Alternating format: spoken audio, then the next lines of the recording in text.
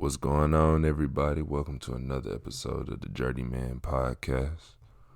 It is currently 12:05 p.m. on December 4th, and it's a Sunday. So, the last episode, I ain't gonna lie to y'all, was kind of freestyling and everything like that. Today, I'm going off an agenda. I got about 5 things to talk about. So please give me feedback on if you like the freestyle or you like agenda action. I can do both. The reason why I just stopped doing an agenda is because I overthink shit like that, and it's like I really plan it out and everything, and I'm very detailed in my points.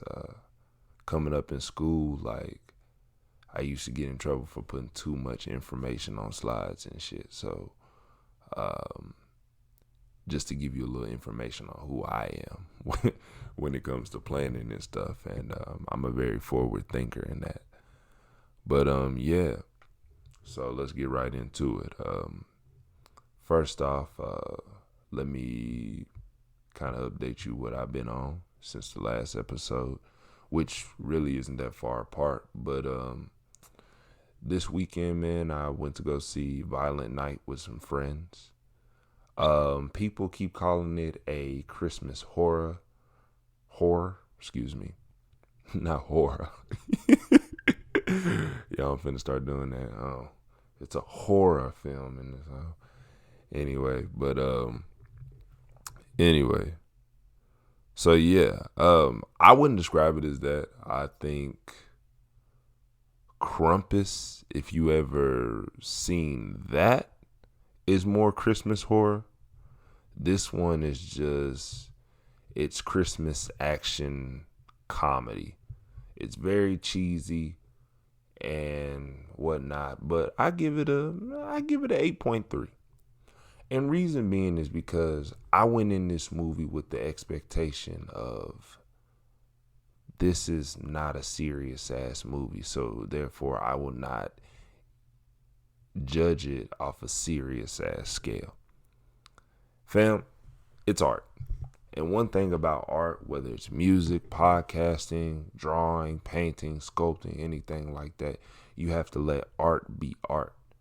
No art is free of criticism, but I think you should know when to give the appropriate criticism. That's just me. But I give it 8.3. It wasn't that bad. I enjoyed it. It made me laugh. Did it make me cringe with the little cheesy lines? Yes, but realistically, this is something that you would take your 13-year-old kid to go see. I would say younger, but it is a lot of blood and gore, unless, your kid came up on some shit like that. I mean, and I did growing up, so look how I turned out. I think I'm fairly normal. Don't comment on that. Somebody talking about, yeah, look how you turned out. Hey, don't do me. Anyways, man, let's get into it. So I kind of want to start off the show by just analyzing some NBA teams. This is part 2.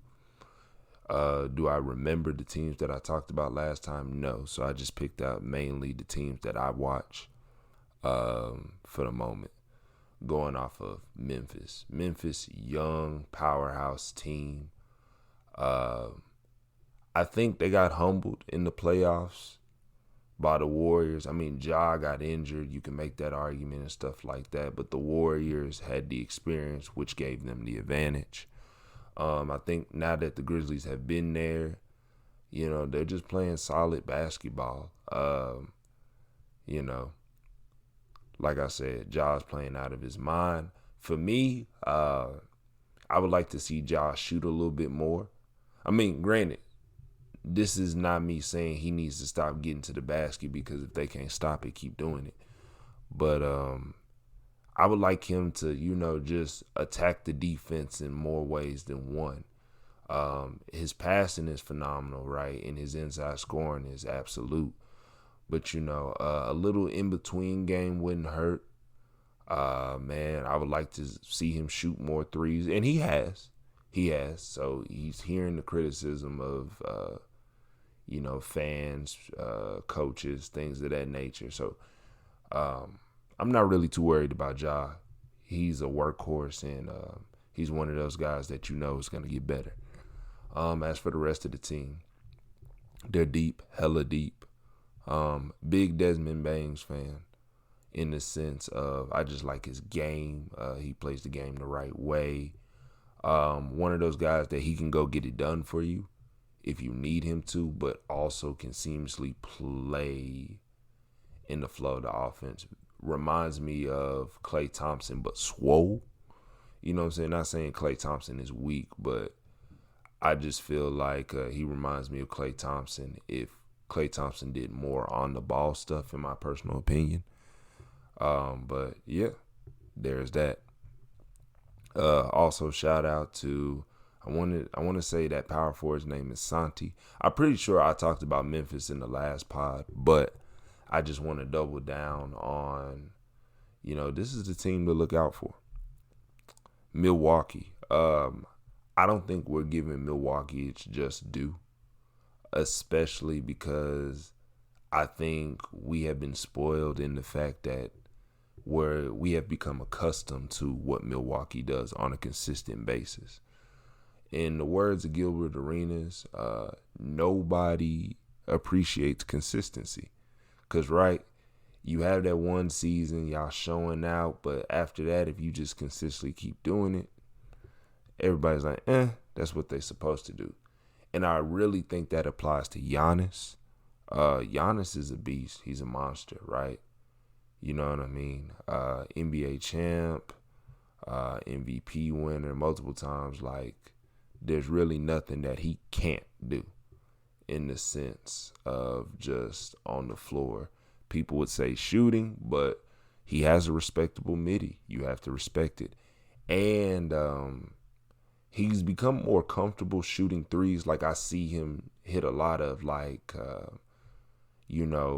walk up and transition threes or just go ahead threes. You know what I mean? Because I think, he realizes and understands that, the defense is always prepared for him on the inside, hell, and sometimes in the mid-range area, because he has a mean-ass post game too, and his post spin is deadly. Just so on and so forth. Man, I like Milwaukee. I like what they're doing. So on and so forth. All right, so check this out. Next thing I want to talk about is, or next team I want to talk about is Boston. Boston had some controversy before the season started with Emmanuel Ndoku, their head coach, for his conduct with a female employee of the team and stuff like that. And he's been suspended for a season and is probably going to move on to a different organization so he can work. So there's that. But I have to give the Celtics their flowers because despite, all that controversy, they're playing great basketball and Jason Tatum is playing out of his fucking mind. There's nothing really different in his game. I'd say he's shooting more threes. But honestly, I think he's just come in the season with a different mentality. Jason Tatum finally steps on the floor and believes he's the best player, on the floor. And, that has done wonders for his game. Just his numbers all across the board. I mean, he's scoring, he's playmaking, and he's a pretty good defender. Like, people don't give him his props. Like, bro was guarding KD in that Boston and Nets series. So there's that. So shout out to Boston, man. You can't sleep on them, man. With the pick of Malcolm Brogdon, like, it just does wonders for that team. Derek White has been killing for them. Marcus Smart, who we all believe wasn't a good enough playmaker, has emerged as a better playmaker this season. And shit, like, he's making it happen. Like, he's getting guys better looks, and shit, his game is opened up more, because of it. So shout out to the Celtics, man. Miami. Listen, the Miami Heat culture,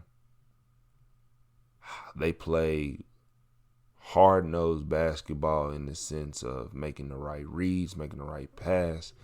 All those guys are in shape. Like, there's never really just like mistakes based on fatigue to me when I watch them. It's just like miscommunications and stuff like that, and then they tighten it up.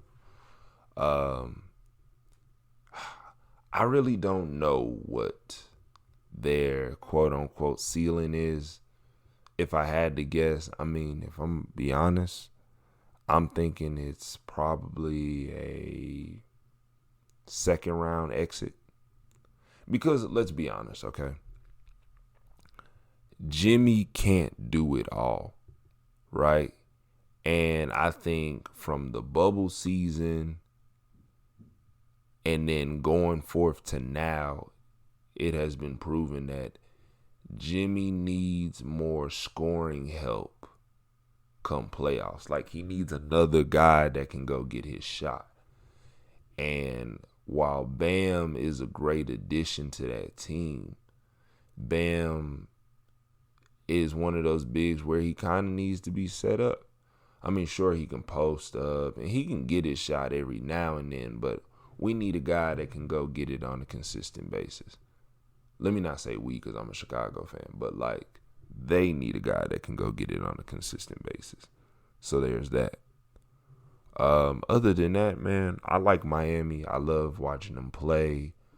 They have a great group of guys that, have great stories, underdogs. Nobody gave a fuck about them, or they were overlooked. And now look at them, making big money on one of the biggest stages in basketball. Gotta love it. Cleveland. Now, Cleveland has been interesting. I think this is a dark horse in the East. Because if we really look at that roster, man, those guys are deep. Very deep, man. They're starting five killer. Darius Garland, Donovan Mitchell, who's the new addition, who's been playing out of his mind, and we haven't been talking about that. Apparently, at one time, if I'm not mistaken, he is or he isn't. He was in the MVP ladder race. Not top 5, but thought his name was in there. But I could be mistaken. Okoro, long, can defend, knock down the 3 ball. Evan Mobley and Jarrett Allen, defensive juggernauts, guys that are really relentless inside and can really alter shots around the rim. And then they got Kevin Love. The roster's deep. What can I say? I look at them as a dark horse, and hopefully they surprise us all and make a deep run. Because I think that's good for basketball. Dark horse teams are great for sports, period. You know what I mean? Because we love to see upsets. We love to see the best of the best compete. Because that's what dark horse teams do. They make the elite of the elite, right? So, like, for example, when Milwaukee won, bro, Milwaukee was a dark horse team. Let's keep it real. When they played against the Nets, I am willing to make the argument they made KD elevate to another level. He had to really go out there and let them niggas know that I could really beat you. For real. Just me. And obviously we know how that ended. Fat toe ass nigga, like, you know what I mean? They thought it was a 3, buddy. It's a 2. It's a 2. So there's that. Shout out to Cleveland, man. good things are happening for the Cavs, and I can't hate on that. Utah has been an interesting story. So after the Rudy Gobert trade, they got a lot of available pieces. They got some guys from Cleveland in the Donovan Mitchell trade. And Danny Ainge is just a fucking mastermind when it comes to trading and dealing for players. Because if you want me to be honest, man, he has took some diamonds in the rough and have given them the stage, and they have been balling. One of the biggest stories of the NBA, in my opinion, is Lauri Markkanen. Now, I had an argument with a homeboy, and I was like, he was kind of vouching for bro, he's gonna be an all-star. He's a superstar talent. I ain't know about all that superstar shit. And I didn't rule out an all-star appearance this season. My argument against that was like, I haven't seen this consistently, because I was like, he'll have some games, and like, obviously Chicago drafted him. He had some games in Chicago. He was hooping, but we was still ass. And then there were some games in Cleveland where he was hooping. But I will say his role was limited in that, to be fair. Now looking at him taking the ball up the floor, coming off of pin downs, just operating in a lot of pick and roll situations, getting great shots and stuff like that. And shit, he has a little ability to create for others too. So I just think that Utah is a fun team to watch. They're an interesting team. I mean, let's cut the bullshit. They have Kelly Olynyk out there hooping. So you can't tell me that, like, this isn't an interesting story. You know, I'll be interested to see where Utah goes from here. I don't think they'll make a deep run. I think they might be welcomed with a first round exit. So yeah. Well, that's all I have for the NBA teams. I want to transition into just talk. So, I've been sitting here chilling, and I have decided to just really go for what I want. Not later, but right now. And I tie this in with New Year's resolution. Here's what I have a problem with those, and this is just me. Why do we have to wait until a new year, or usher in a new year to be better? Why don't we just do that shit right now? And you're like, well, Ashton, what do you mean? Well, for example, I think we should stop being passive with the opportunities that come to us. And I say this not just to y'all, but to me as well. A lot of this shit, man, when I be talking to myself. And I literally am talking to myself, because it's just me and this fat ass microphone. So you let me know something, all right? But stop being passive. Like, for example, if you got a goal, go achieve it. I mean, you got to put in the work. You know what I mean? Like, you can't just, here's the thing. And this also ties in with the concept of manifesting, which I look at differently too. I completely believe you can speak things into this world. You know what I'm saying? And God has ordained that life and death is in the tongue. So what you speak is really what will come to fruition in your life. But I also feel like you got to put some works behind that too.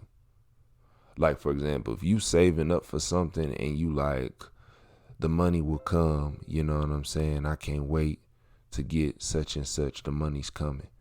Well, you saying the money will come, but you ain't got no job, right? And you like, well, that don't mean nothing, Ashton. It does mean something. If you sitting here on your ass and you thinking the money gonna come to you, you a plumb dumb ass fool. Respectfully. Now, if you have the ambitions of touching some money, you out there trying to really hustle, and let's just say things ain't falling through and stuff like that, but you constantly hustling, you constantly grinding, you know what I'm saying, you got a couple jobs here and there, the money will come because you trying. See, when you go and look for the money will find you.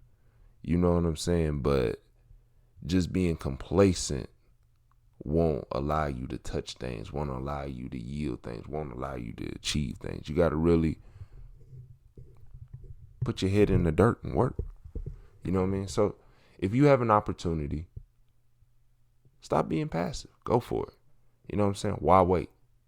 You know what I mean? And I think that's with anything. You know, the worst you can hear in life is no.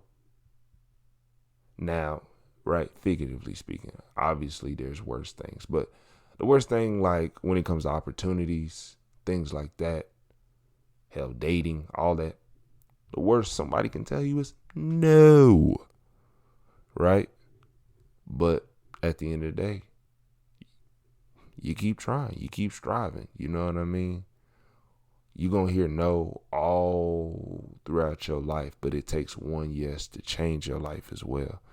And so, I mean, man, I just decided, like, I just really just want to go and push the envelope. That's why I kind of want to keep dropping these, because I think I said I owe y'all 13 episodes in total. And then after season 2, I'll be done with this podcast and then go start something new. Maybe a new pod and stuff like that. Because I have some ideas and I really want to entertain them and play with them. Like, and I think I've just been lazy personally. So for me, for you, stop being passive, fam. Go get what you want. Shoot your shot. Do what you got to do, because, you know what I'm saying, a closed mouth don't get fed. For real, for real. And money don't touch a closed fist. You feel me? So there's that. Also that goes into that, you got to be honest with yourself and others. You know what I mean? I'm honest with myself, but the latter part, being honest with others, because realistically, you never want to hurt anybody's feelings, or you don't never want to disappoint anybody. But, you know, life is full of disappointments and you can't please everybody. So, you know, and I say be honest with yourself and be honest with others, because clear communication is a key aspect in anything that you do, that you want to be successful in. So practice that now. You know what I mean? Like for example, you know you in some shit, right? And let's be honest, right? The only person that can help you is your mom or your parents, right? But you don't want to tell them, because whole time, like, you told them you had it under control and everything like that. Sometimes, man, you gotta, you know, jump that pride and just say, look, I messed up. I thought I had it and I didn't. This is where I messed up. Now how can I fix it? And you know what? Your people or whoever, you know what I'm saying, you being honest with will respect you more for it. Tell people what it is and not what it isn't, you know? So there's that. Another thing I want to jump into, I guess, like the relational aspect of life. You know, starting now, or like I've been on this way for the last couple months. And I just want to go into it in the new year. Because, I mean, right now I'm 24. Next year I'll be 25. So I think shit will really be real for me, because I'm like, damn, that's a quarter of my life just gone. So we'll have to see about that. But, you know, I'm currently learning love and I'm letting it find me. You know what I'm saying? I think I'm in a space to where I can show people love. You know what I'm saying? I can express love. Am I going to pursue it? To be determined. But at the end of the day, I also believe that it's like, it'll come look for me if I'm doing what I'm supposed to do. So there's that. So if you in a drought, you're not feeling yourself, that's okay. Build yourself up, work on you, and the right one will come to you, man. They'll choose up, and they'll choose up correctly. Totally believe that. Which goes into the next thing, man. Pretty here soon, I'll be chasing my passions.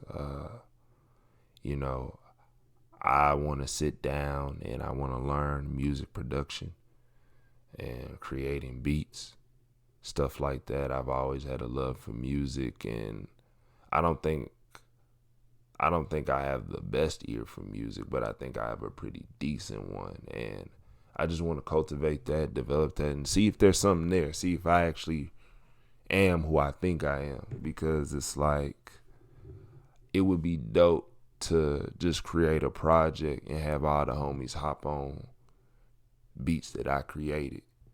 And I mean, I'm talking about like, they really eating these hoes, like they really freestyling or whatever the case may be and stuff like that, and just say I did it and that it's out there, and that, no matter how old I get, I could show my kids and be like, nah, this is what we was on, you know what I'm saying? Or I could tell them the history behind a beat, or, what was going on when I made that song or I produced that. I just think that's a cool ass flex. And I was like, nah, bro, I was in a dark spot when I did that one. Or, shit, I produced that one in the elevator. Like, you know what I'm saying? And so for like crazy ass stories like that. So there's that. Excuse me, I ain't mean to yawn, y'all. But yeah.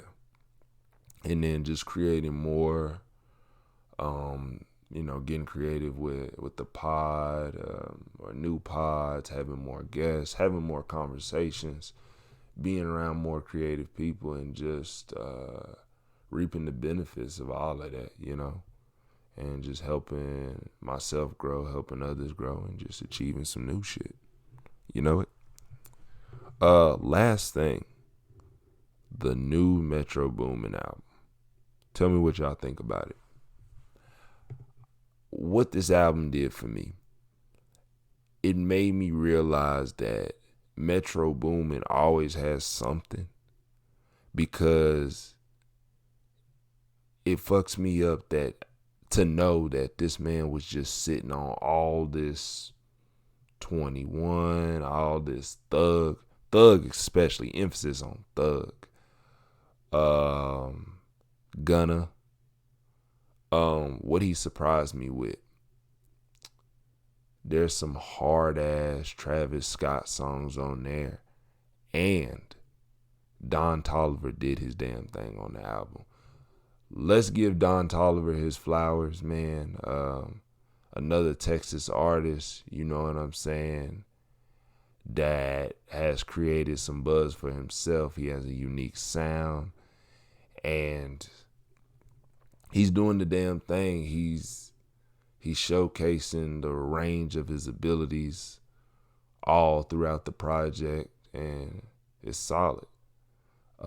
This album made me realize that I want another Travis Scott album, which he announced that it's coming in 23, and there's a tour following behind that. Now that touring shit, that's gonna get wicked, because I mean, if y'all remember what happened, to that Astrofest festival, I don't know if niggas just really want to have Travis Scott in their city, because,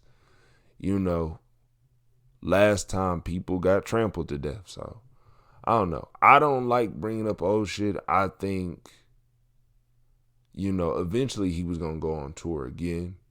And I think him and his team really hit the drawing boards to ensure a safer experience. And I think venues, when they book him, they have to properly accommodate him, and, really have the city, in partnership in helping them do that. You know what I'm saying? Because at the end of the day, when an act like that comes to your city, we all win. We all touching some money. Nigga, let's just come together and ensure that the pot is a safe pot, What else? Future was on this album heavy too.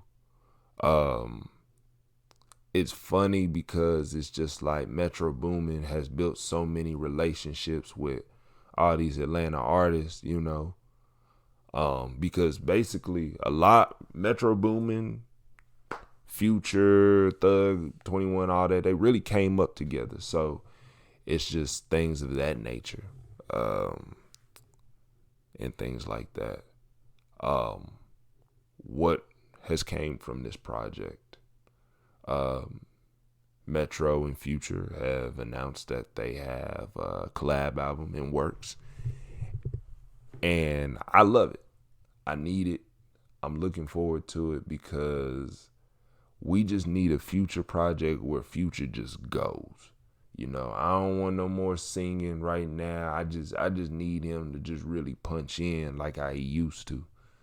I need that Future after Sierra Future, because from 2015 to hell 2018, I felt like that nigga went on a run, especially 2015 and 2016. Those 2 years, oh my, what could he not do? You know what I mean? For real. And it was just kind of like one of those things where, you wanted him on your, you wanted him on your song, you wanted him on your album and stuff like that. So, hopefully that is, it's a promising project. Last but not least, and this may be a hot take, but I think Metro Boomin with this album, and I mean, hell, the past couple albums he's dropped, has just solidified what people have been feeling but haven't really said it.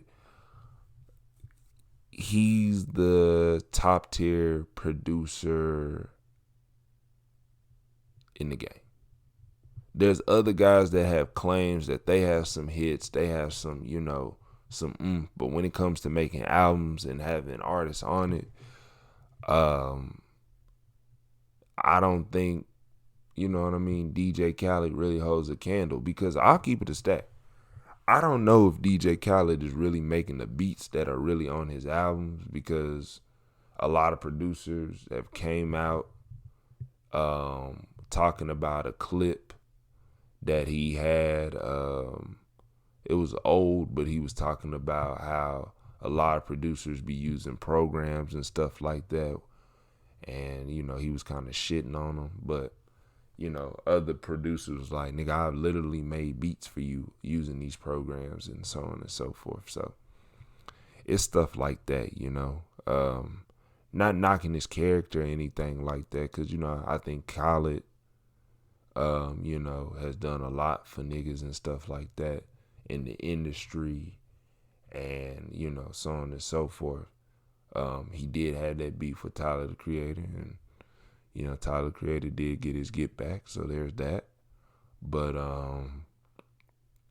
yeah, it's just like, I just think Metro is leading when it comes to producer albums, and until somebody else drops something, I won't really dispute that. Honorable mentions. And I say honorable mentions because they definitely could be put in the list, but I just feel like a lot of people don't give them their just dues. So I'm going to give them honorable mentions because I just feel like y'all or other viewers may be unfamiliar with their work and how much work they really put in. Guys like Cardo be producing his ass off, and he has some projects that are fire. Harry Fraud, come on. What's it called? Alchemist. The Alchemist goes crazy. But these guys, man, Cardo dips mainstream and lyricists. Harry Fraud, he really works with lyricists. And Alchemist, he's really the definition of I only fuck with lyricists. Like, I fuck with people that got bars. So you're not gonna really hear him with anybody mainstream unless they just really like that when it comes to the wordplay. So there's that. But yeah, I just think Metro's leading in that category. And would you look at that? So I'm done.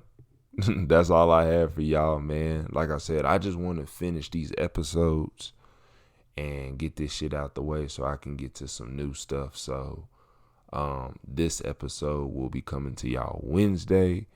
And hopefully, if I have something to say, I'll record. If not, cool. But you definitely getting this one Wednesday. I appreciate y'all tapping in with me, rocking with me, showing me love, loving on me. You know what I'm saying? Because I love y'all too, for real, for real. So thank you for all y'all support and all that y'all do for the kid. And I'm out. Peace.